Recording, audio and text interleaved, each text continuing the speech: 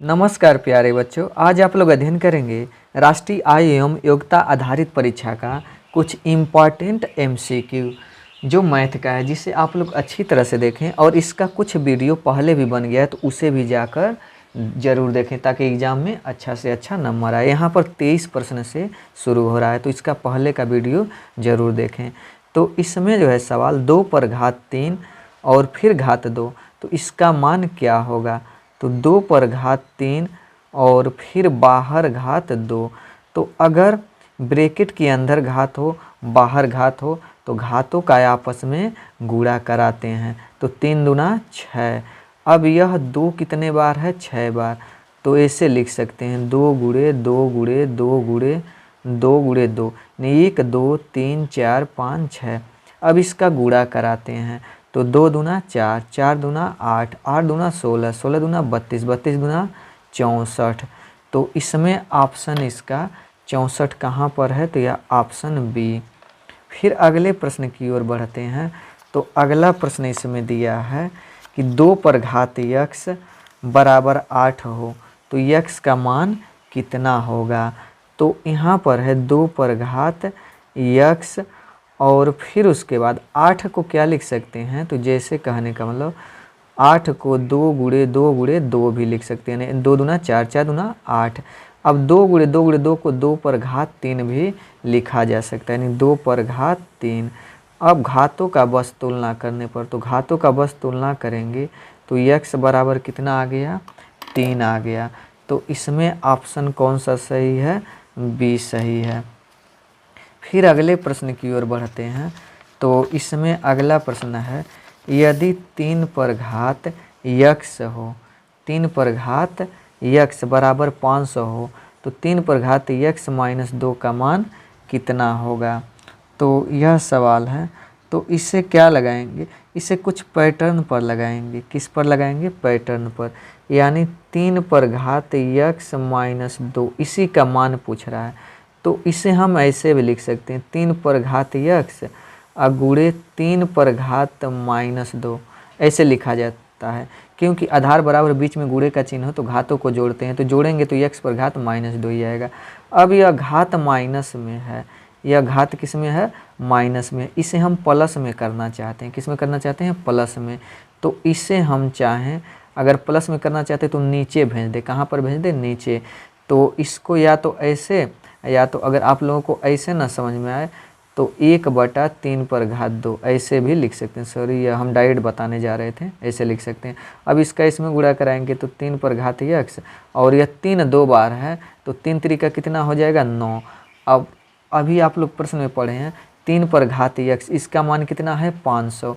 तो 3 पर घात यक्स, इसे हम क्या लिख सकते हैं, 3 पर घात यक्स को 500/9। तो यहाँ पर जो है यानी 500/9 कहाँ पर है, तो यह ऑप्शन सी सही है। फिर अब उसके बाद अगला प्रश्न है इसमें कि यदि 3 पर घात 29 प्लस 3 पर घात 29 प्लस 3 पर घात 29 बराबर 3 यक्स हो तो यक्स का मान क्या होगा। तो यहाँ पर हम यह बता दें 3 पर घात 29 प्लस 3 पर घात 29 प्लस 3 पर घात 29 कितना दिया है, 3 पर घात यक्स। अब कामन ले लेते हैं। कामन क्या ले लेते हैं, पूरा 3 पर घात 29 ही कामन ले लेते हैं। तो 3 पर घात 29 कामन लेंगे तो यहाँ क्या बचेगा, 1। यहाँ पर क्या बचेगा, 1। यहाँ पर भी क्या बचेगा, 1। और फिर 3 पर घात यक्स। फिर उसके बाद 3 पर घात 29 और यह यानी कितना होगा, 1 2, बीच में कोई चिन्ह नहीं तो गुणे का चिन्ह, 1 2 और 1 3, 3 ऐसे लिख सकते हैं 3 पर घात यक्स। अब यहाँ पर यह देखेंगे इस पर, यानी यह 3 कितने बार है, 1 बार है। अगर आधार बराबर बीच में गुणे का चिन्ह हो तो घातों को जोड़ते हैं। तो 29 और 1 कितना होगा, 30 और 3 पर घात यक्स। अब घातों की तुलना करने पर तो घात यहाँ पर यक्स बराबर कितना आ गया, 30 आ गया। तो इसमें यक्स का मान कहाँ पर सही है, तो यह सही है 30। यक्स का मान इस तरीके से यानी 30 आ गया। फिर अगला प्रश्न इसमें है कि यदि यम बराबर, नहीं सॉरी, यहाँ पर किसका, यम का मान ही पूछ रहा है। किस प्रकार यम का मान बताना है। 5 पर घात यम प्लस 2 है और फिर माइनस 5 पर घात यम प्लस 1 है और बराबर कितना है 2500 है। तो यम का मान ज्ञात करना है। तो इससे किस प्रकार सॉल्व करेंगे, किस पैटर्न पर, तो यहाँ पर यह देखते हैं कि इसको सॉल्व करने का जो तरीका है, अगर हम क्या करें कि 5 पर घात यम पहले लिख लेते हैं यम प्लस 2 और माइनस 5 पर घात यम प्लस 1 और बराबर कितना है 2500 है। 5 पर घात यम प्लस 1 और गुणे 5 पर घात 1 ऐसे भी लिख सकते हैं। अगर ऐसे हम क्यों लिख सकते हैं, क्योंकि बीच में गुणे का चिन्ह लगाए हैं। यहाँ पर बीच में गुणा हो और आधार बराबर तो घातों को जोड़ते हैं, तो फिर यानी यम प्लस 1 और 1 कितना होगा 2, फिर यही आएगा। अगर इसे हम सॉल्व करेंगे तो फिर यही आएगा।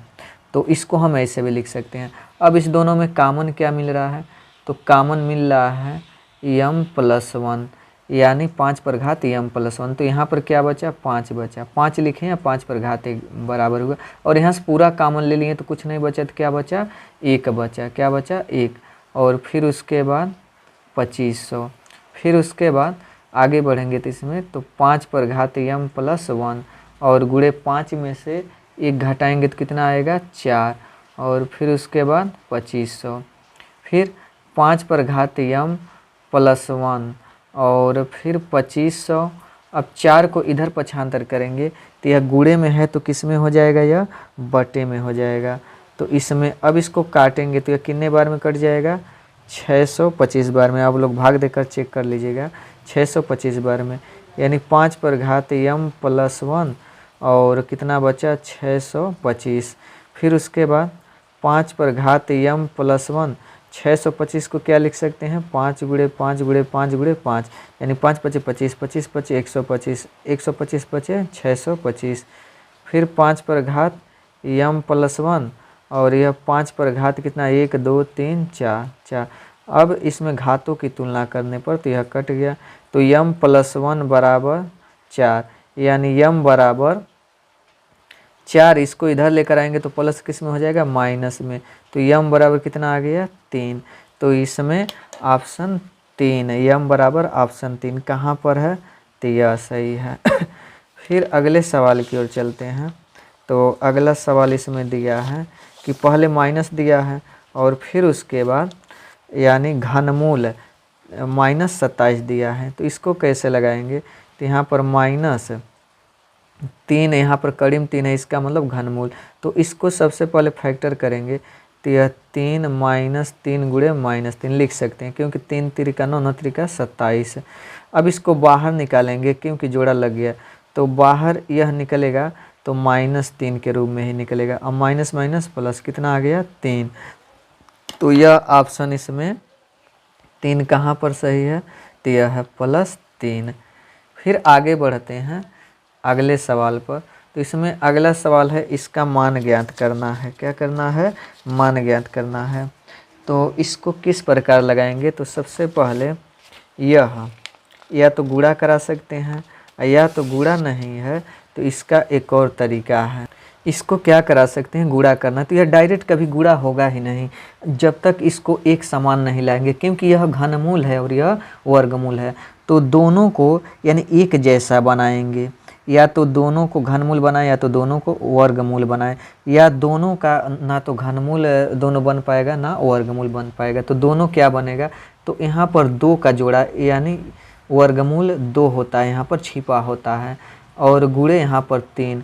अब तीनों का एलसीएम निकालेंगे दोनों का तो 6 आएगा। कितना आएगा 6। अब 6 आएगा तो यहाँ पर लिख सकते हैं 6 और फिर उसके बाद कितना है 3। अब यहाँ पर 2 का गुणा करा दें तो यह 2 तिहाई नहीं 2 का नहीं, अगर हम यह जो है सवाल 3 तो यह 2 रहना चाहिए, तो यहाँ पर 3 का गुणा करा दें यानी 3 दूना 6। इसे ऐसे भी लिख सकते हैं। फिर उसके बाद इसको हम यहाँ पर भी 6 रहना चाहिए, तो 6 रहना चाहिए, तो इसमें यानी किसका गुणा कराएंगे 2 का, 2 तिहाई 6। अगर हम इसे सॉल्व करेंगे तो फिर यही आएगा, यह वाला करीम 3, जैसे 3 दूना 6 आ गया यही, फिर 2 तिहाई 6 यही आ गया।